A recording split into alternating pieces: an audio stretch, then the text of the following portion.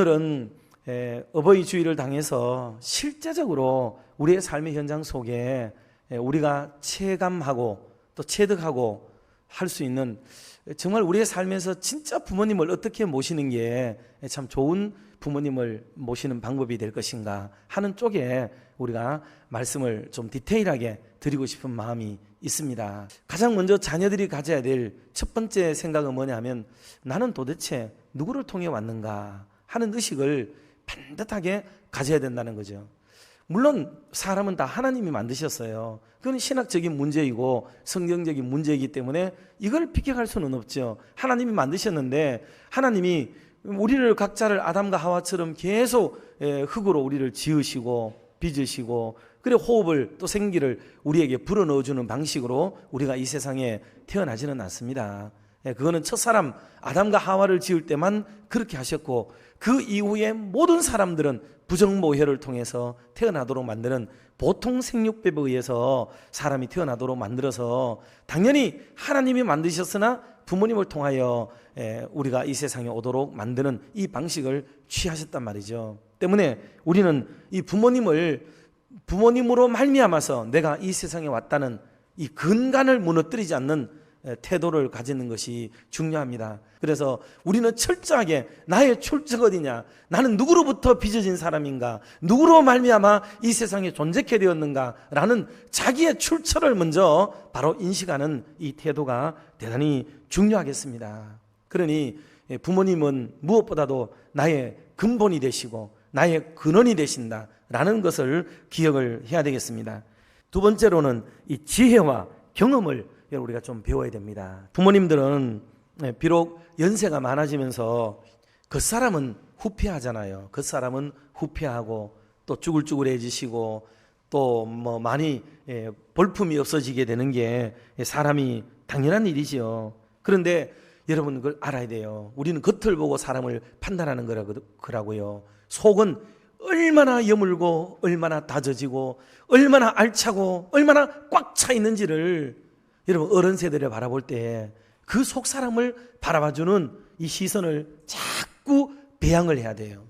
우리는 모든 것을 겉을 보고 판단해요. 뭐 이쁘고 건강하고 팔팔하고 막 그런 것만 좋아하잖아요, 사람들이. 그러나 다시 한번 인생을 생각해 보면 겉은 아무리 삐까뻔쩍한 듯 보여도 그 속이 사람 되고 인간 될 때까지는 여러분 세월이 하루아침에 되는 게 아니에요. 그러나 어르신들은 많은 시간 겉사람이 남루해 보여도 속사람은 얼마나 여물고 알차지고 있는지를 우리가 생각해 본다면 그 어른들로부터 지혜를 얻으려고 몸부림치는 게, 그게 사고를 정상적으로 가지는 젊은 세대라고 볼 수가 있는 겁니다. 여러분, 우리가 부모를 섬긴다는 것은 그런 겁니다. 가져간 선물 한번 확 풀고 이 많은 거 가져왔다, 효도 잘했다, 어머니 봉투 여기 있어요, 잘하는 겁니다. 그리고는 싹 돌아서 가지고는 부모님과 앉아 얘기도 없고 그저 밥상에서 밥 먹다가 끝나버리면 돌아서 나오는 이런 것 말고 좀 긴 시간을 대화하면서 그 삶을, 인생을, 지혜를 배워나가는 이것이 무엇보다도 좀 필요하겠다 하는 것입니다. 이런 인생을 우리가 좀 살아가서 부모님께서 속마음을 다 열고 그걸 털어놓고 이야기를 꺼내실 수 있는 기회를 우리가 드리는 것이 얼마나 중요하겠는가 하는 겁니다. 그래서 외모로 부모님을 무시하지 말고 부모님 속에 가지고 계시는 여러분 가정의 역사, 살아온 경륜, 삶의 지혜, 여러분 이런 것들을 잘 돌아가시기 전에 하나라도 더 들어놓고 더 알아놓으려고 하는 이런 마음이 우리에게는 무엇보다도 필요하다는 것을 꼭 기억하고 부모님들 그런 마음으로 대할 수 있기를 주님의 이름으로 축원합니다. 세 번째는 인생의 크고 작은 집안의 결정권을요, 여러분 부모님께 좀 드려요. 부모님께 결정권을 부모님께 좀 드려보세요. 저도 부족하지만은 살아오는 동안에 정말 인생의 중요한 것 중에 하나가 뭐냐면 여러분 결정권이에요. 결정권. 최종적으로 그래 이렇게 합시다 라고 선언하는 말, 그 한마디가 얼마나 책임도 따르지만은 이 말을 함으로써 모든 일이 이제 시행이 되도록 만드는 일이 되는 거죠. 이 결정권이라고 하는 것은 여러분 대단히 중요해요. 근데 우리는 생각도 못하면서 우리의 삶의 현장 속에 아이고 아버지 제가 알아서 할게요. 제가 알아서 할 테니까 아버지가 그냥 계세요 그냥. 이 말은 아버지를 위하는 말이기는 해요. 그게 그런 뜻으로 말을 한 거예요. 그런데 그렇게 말하는 것보다는요. 아버지 이거 어떻게 하면 좋을까요? 이렇게 물어보세요. 아버지 이럴 때는 어떻게 하는 게 좋아요? 답을 다 알지만 서로 다 알지만 그렇게 말하면 아버지가 아이고 네 알아서 해라 이러실 수도 있고요. 그렇지 않으면은 그래 이거 할 때 뭐 네 마음대로 해도 되는데 요거는 좀 조심해라 이럴 수는 있다 이런 말을 들려줄 수도 있고 아니면은 아예 이렇게 하는 게 좋겠다라고 말씀하실 수도 있어요.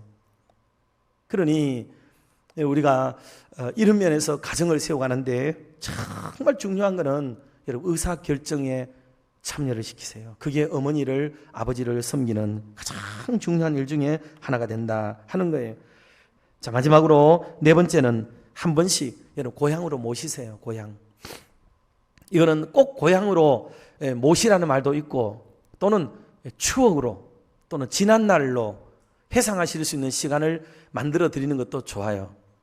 가만히 보면 엄마가 아버지가 언제 무슨 얘기를 할 때 씩씩해지고 힘이 나고 기운이 막 펄펄 솟는 것 같은 느낌을 받은 어떤 때가 있어요. 학창시절 얘기든지 군대 얘기든지 아니면 친정 얘기든지 어느 시절의 이야기를 꺼낼 때 보면은 우리 엄마가 막 열심히 얘기하고 우리 아버지가 막 힘줘서 얘기하고 자랑거리로 막 얘기하고 그러시는 것들이 눈에 보일 때가 있어요. 그런 것들을 마음속에 이렇게 담아놨다가 다음에 좀 여유를 가지고 그 어머니가 자랐던 학교 아버지가 군복무했던 저 경기도 연천 쪽으로 한번 여러분들 드라이브를 하듯이 모시고 가서 아버지가 옛 향수에 젖고 지난 날을 생각하도록 이렇게 만들어드리면 여러분 큰 효도가 될 수가 있어요. 여행도 되고 얼마나 좋아요. 그렇게 해서 하고 또 어떤 음식은 아버지의 옛 생각을 떠오르게 하는 음식이 될 수도 있잖아요.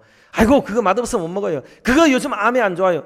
뭐 그거 뭐 어떻게 그래가지고 다 잘라버리고 안 되고 그럴 수 있어요. 그러나 어떤 경우에는 아버지가 즐겨 하시던 거 건강에 해로운 듯 싶어도 한번 여러분 꾹 참고 한번 가보시고 뭐 등등 그렇게 해서 부모님이 즐거워하시고 좋아하실 어떤 거리들을 찾아서 가는 게 좋아요. 그리고 부모님이 간절히 만나고 싶어하는 사람이 있을 수도 있잖아요.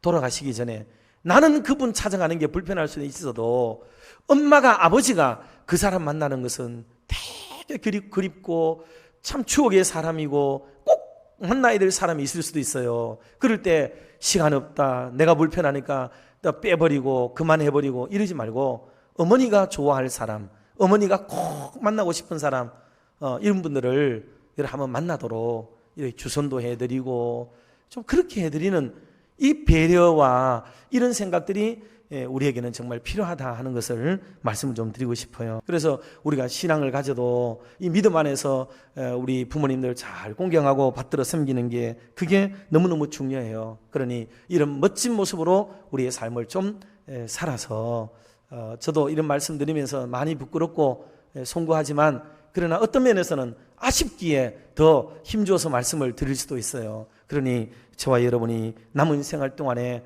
저는 부모님은 없지만은 우리 교회 안에도 어르신들이 많이 계시고 부모로 여길 만한 분들이 또 주변에는 또 있고 여러분들에게도 마찬가지입니다. 그러니 어른들이 다음 세대만큼이나 존중을 받고 사랑을 받고 또 많은 이들에게 고임을 얻을 수 있는 그런 은혜로운 교회를 우리가 함께 만들어갈 수 있게 되기를 주님의 이름으로 축원합니다.